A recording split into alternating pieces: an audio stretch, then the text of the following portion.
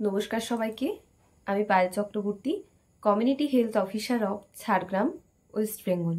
Welcome to my channel nursing classes in Bengali. তো আজকে আমি মূলত যে বিষয়টা নিয়ে কথা বলবো সেটা হচ্ছে 2022, 23 এবং 2024 সালে যে সমস্ত পাস আউট ব্যাচরা বসে আছে তাদেরকে নিয়ে। তো সেই ব্যাচগুলোকে একটু বিশ্লেষণ করলে দেখা যাবে যে তাদের মধ্যে কেউ কেউ প্রাইভেট নার্সিংহোমে কাজ করছে, কেউ কেউ কন্ট্রাক্ট বেসিসে কাজ করছে, এবং কেউ কেউ হয়তো এইমস বা আরআরবি এইসব জায়গাগুলোতে কাজ করছে। তাদের মধ্যে সেই সংখ্যাটা খুবই হয়তো অল্পই আছে, কিন্তু ম্যাক্সিমাম যারা 2024 সালে পাস আউট তাদের মধ্যে কিন্তু কেউ এখনো পর্যন্ত ফাইনাল রেজিস্ট্রেশনটাই হাতে পায়নি। তো সেক্ষেত্রে তাদের মনে এবং 2023 সালের বিশেষ করে ক্যান্ডিডেটদের মনে একটা প্রশ্ন জাগছে যে দিদি, আমি 2023 বা 2024 সালে পাস আউট, সেক্ষেত্রে পিবিবিএসসি এক্সাম দিয়ে আমার কি কিছু লাভ আছে? তো আমি প্রত্যেকে একটা কথা বলবো যে এখন কোনটা দিলে কোনটা লাভ হবে বা ক্ষতি হবে সেই জায়গায় কিন্তু আমরা দাঁড়িয়ে নেই।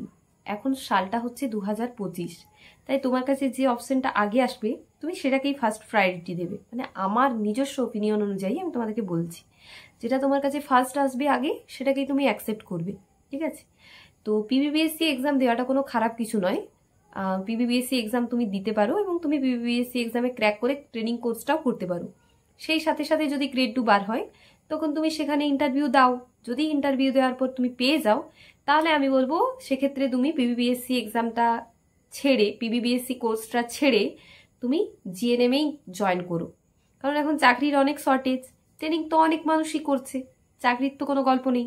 তাই পিবিবিএসসি কোর্স করতে করতে চাইলেও তুমি কিন্তু সেই কোর্সটা পুরোপুরি ছেড়ে দিয়ে তুমি নার্সিংয়ে জিএনএম এর যে চাকরি সেটাতে অবশ্যই জয়েন করবে। কারণ চাকরির হাল খুব খারাপ, বুঝতেই পারছো। একটা চাকরি পেয়ে যাওয়া মানে তুমি ভবিষ্যতে তুমি পিবিবিএসসিটা দিতে পারবে, অসুবিধে নেই।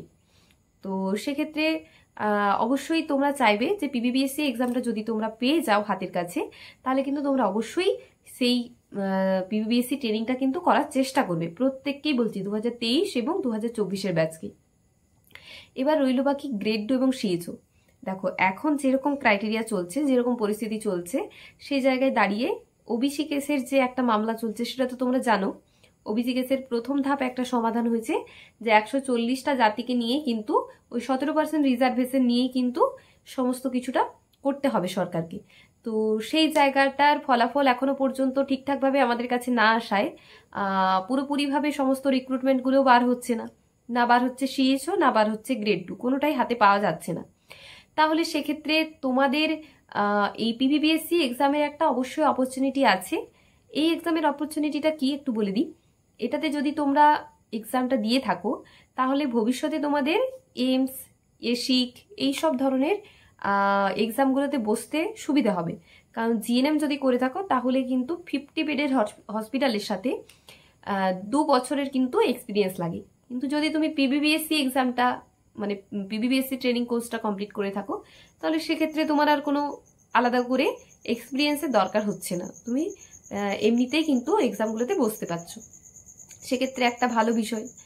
আর তাছাড়া হচ্ছে পিবিবিএসসি এক্সামটা দিলে তোমাদের অনেক নলেজও বাড়বে। যে কোনো জায়গায় তোমরা একটা ইন্টারভিউতে বসলে সেখানে অনেক কিছু কোশ্চেন তোমরা বলতেও পারবে, তাই যারা যারা পাবে তারা তারা অবশ্যই চলে যাবে।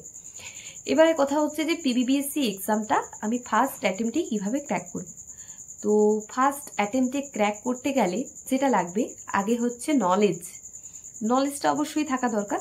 সাথে সাথে হচ্ছে কনফিডেন্স, নিজের প্রতি বিশ্বাস, আরেকটা হচ্ছে ঈশ্বরের প্রতি বিশ্বাস।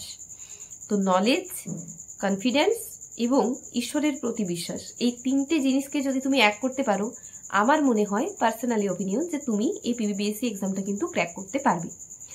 তো সেই জন্য তো প্রথমে চাই নলেজ যদি থাকে তাহলে তোমার আত্মবিশ্বাস থাকবে। আর নলেজ আর আত্মবিশ্বাস যদি একসাথে দুটোই থাকে তাহলে ভগবান তোমার সাথে থাকবেন। তো সেই জায়গাটাতে আসি যে এই অনেক হিউজ সিলেবাস এত কম সময়ের মধ্যে সম্ভব করা ঠিক মানে যাচ্ছে না। তাহলে সেক্ষেত্রে তোমরা কি করবে? তো একটা বই তোমাদেরকে দেখাই, সেটা হচ্ছে কম্পিটিটিভ হ্যান্ডবুক অফ নার্সিং। এটার যে থিওরি পার্টটা আছে সেই থিওরি পার্টটা তোমরা একটুখানি ভালো করে পড়ো। তারপর এটার যে কোশ্চেন অ্যান্সারের যে পার্টটা আছে ভলিউম 2 পার্টটা, সেই ভলিউম 2 পার্টটা তোমরা একটুখানি ট্রাই করবে। ভলিউম 1 থেকে যদি তোমরা একটু ভালো করে ডিটেলসে পড়ে নাও তাহলে সেক্ষেত্রে কিন্তু তোমাদের ভলিউম 2টা করতে কোনোরকম। তো তারপর যখন তোমাদের ভলিউম 1টা মানে পুরোপুরিভাবে কমপ্লিট হয়ে যাবে পিয়ার যাদবের, তারপর তোমরা এই ভলিউম 2টা বইটা অবশ্যই পড়ে দেখবে, কিছু কিছু সলভ করার চেষ্টা করবে। তো এবার বলি যে কোচিংয়ের কথা। তো কোচিং তোমরা চাইলে নিতেও পারো, আবার নাও নিতে পারো। নিজে থেকে যদি চেষ্টা করো তাহলে আশা করি হয়ে যাবে, কারণ খুব বেশি তো জটিল কিছু নয়, 3টে ইয়ারকে মিলিয়েই একটা পরীক্ষা হচ্ছে। তো সেক্ষেত্রে তোমাদেরকে যে বিষয়টার উপর জোর দিতে হবে সেটা হচ্ছে নার্সিং রিসার্চ অ্যান্ড অ্যাডমিনিস্ট্রেশনের পার্টটা তোমরা অবশ্যই একটু ভালো করে জোর দিও। বাকি যে সাবজেক্টগুলো আছে সেগুলো তো তোমাদের নিজেরই পড়া। আরেকটা হচ্ছে ফার্মাকোলজি, ড্রাগ রিলেটেড যে পার্টটা আছে সেটা, এবং নার্সিং রিসার্চ পার্টটা। এই দুটো ব্যাপারের উপর যদি তোমরা ভালোভাবে স্টাডি করে থাকো তাহলে আশা করছি পিবিবিএসসি এক্সাম ক্র্যাক করা থেকে তোমাদেরকে কেউ আটকাতে পারবে না। তো এগুলো চাইলে তোমরা কিনে নিতে পারো, অ্যামাজন থেকে কিনে নিতে পারো। দুটো বই 500, 1000 টাকা দাম আছে। এবার কোনো কোনো সময় অফার দেয়, বইয়ের দাম লেখা থাকে 600 টাকা, কিন্তু দাম 600 নয়, আর অফারে তোমরা আরও হয়তো কম পেতে পারো।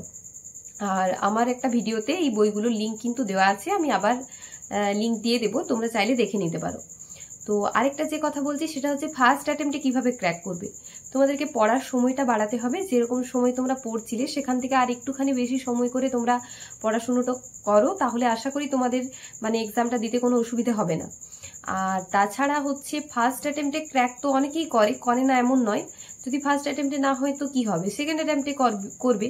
তো সেক্ষেত্রে ফার্স্ট অ্যাটেম্প সেকেন্ড অ্যাটেম্পটা ম্যাটার করে না, কিন্তু তোমার নিজের স্টাডি তুমি কতক্ষণ পড়ছো সেটা অবশ্যই ম্যাটার করে, নিজের নলেজ। তো এই প্রথমেই একটা কথা বললাম যে নিজের নলেজ প্লাস তোমার নিজের কনফিডেন্স, তার সাথে সাথে হচ্ছে ঈশ্বরে বিশ্বাসী, এই 3টে জিনিস যদি তুমি একসাথে করতে পারো তাহলে আশা করছি তোমাকে এই পিবিবিএসসি এক্সাম থেকে কেউ আটকাতে পারবে না। আর বলেই দিলাম যে পিবিবিএসসি এক্সাম যদি তুমি দাও, তারপর যদি তুমি পাস করে যাও, তাহলে সেক্ষেত্রে ট্রেনিং করতে করতেও তুমি কিন্তু গ্রেড 2 পোস্টটাতে আসতে পারবে। সেক্ষেত্রে তোমার গ্রেড 2 পোস্টটা ছেড়ে দেওয়ার মানে ট্রেনিং কোর্সটা ছেড়ে দিয়ে গ্রেড 2 পোস্টে আসাটা আমার মনে হয় সেটা বেটার, পার্সোনালি আমার ওপিনিয়ন। আর খুব তাড়াতাড়ি ওবিসি কেসটার পুরোটাই সমাধান হয়ে যাবে, আর বেশি দেরি নেই। আগস্ট মাসে একটা শুনানি আছে, আর গত সোমবার তো বলাই হলো যে সমস্ত যে নিয়োগের যে প্রক্রিয়াগুলো আছে সেগুলো চালু করার জন্য, ভর্তির প্রক্রিয়াগুলো চালু করার জন্য। তো পিবিবিএসসি এক্সামটাও হবে, সাথে সাথে এএনএম জিএনএম সমস্ত এক্সামে কিন্তু এবার আস্তে আস্তে হবে। তো তোমরা যারা বাড়িতে বসে আছো অবশ্যই কিন্তু সিএইচও, পোস্ট বেসিক বিএসসি এবং যারা যারা আলাদা ধরনের কিছু দিতে চাইছো যেমন আরআরবি, সেসব এক্সামগুলো কিন্তু তোমরা চাইলেই দিতে পারো। তো এই ছিল আজকের ভিডিও। যদি ভিডিওটা ভালো লেগে থাকে অবশ্যই তোমরা লাইক, কমেন্ট এবং শেয়ার করো। আর সাথে সাথে যদি কোনো তোমাদের কোশ্চেন থেকে থাকে তাহলে সেই কোশ্চেনগুলো তোমরা অবশ্যই কমেন্ট বক্সে লিখে জানিও, আমি তোমাদের সমস্ত কোশ্চেনের অ্যান্সার দেওয়ার চেষ্টা করব। ধন্যবাদ সবাইকে।